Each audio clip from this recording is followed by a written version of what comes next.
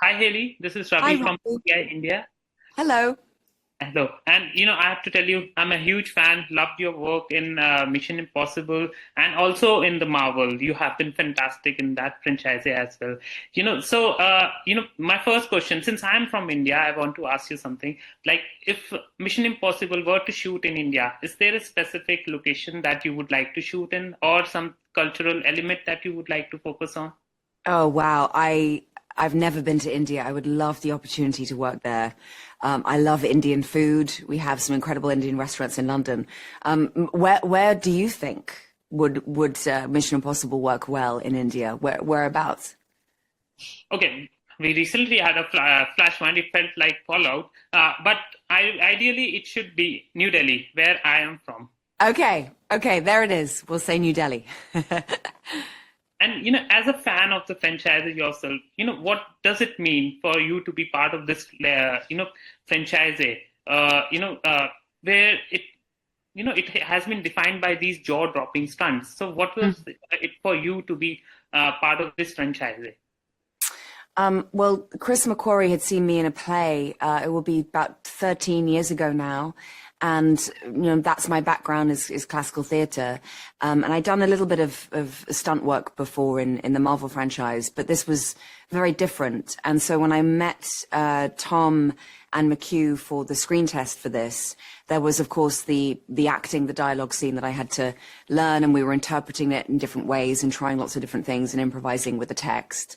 And then there was a fight sequence test to see my natural ability and my level of fitness, and to also kind of give them an idea of where they knew I could get to if I had a certain amount of training. And in that, it was sort of discovering where my natural skill set was and what interested me. So we learned pretty quickly that I loved working with props, knives, sleight of hand. She became a thief based on understanding how I like to move my body with props. And then things like drifting in a car, that was something that I really loved doing. So it created more of that for my character to do and put it in the story of Dead Reckoning. And so really it's about sort of, they'd said, we're not looking for an actor to fit into a character or to fit into the story. We're looking for an actor that we want to work with, and then we'll create the story and the character with them in mind and around them.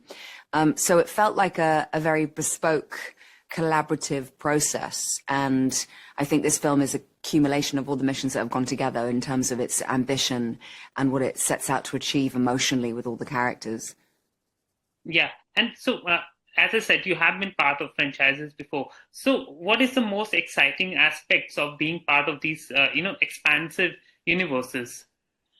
Well, I think every job for me is different, and it's always the people. I've just finished doing a Shakespeare play in London, and now I'm promoting a franchise. So for me, the variety is the thing that excites me the most as an actor, and the opportunity to explore my own range and to push myself physically and mentally. And with a franchise like this, you have someone Tom Cruise at the helm of this, an unparalleled stuntsman and movie star and film producer that really cares about his ensemble of actors and members of the crew and wants us all to excel and to thrive. So he's looking at ways that he can support us actively doing that.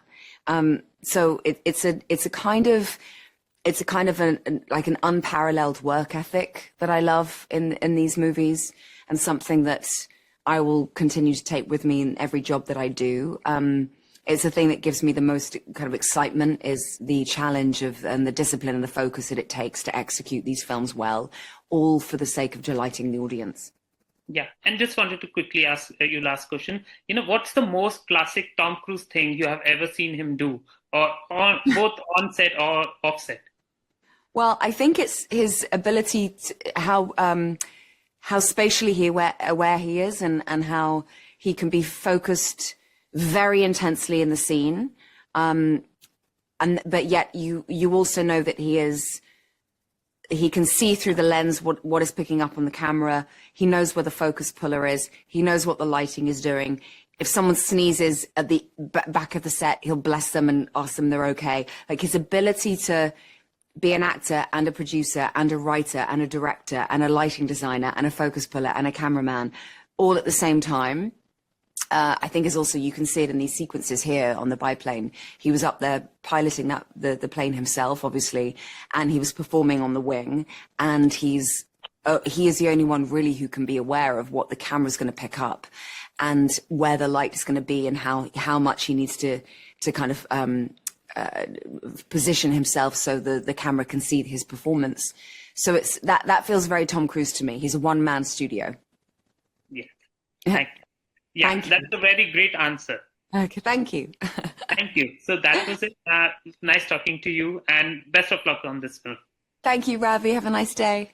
Yeah, thank you.